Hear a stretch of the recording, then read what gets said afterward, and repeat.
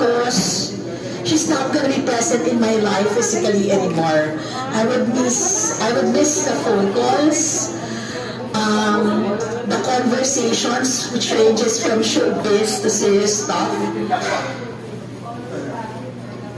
I don't know if I thanked her enough for everything she has done for me, and I'm just sad that because she sometimes think that because she takes my time, she takes our time sa pag-ano, kasi sinasamahan siya dun sa doktor, and she hates people na ma-inconvenience because of her.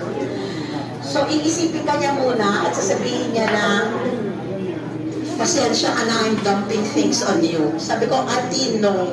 Sabi ko, kulang pa yan sa lahat ng ginawa mo para sa akin. I could never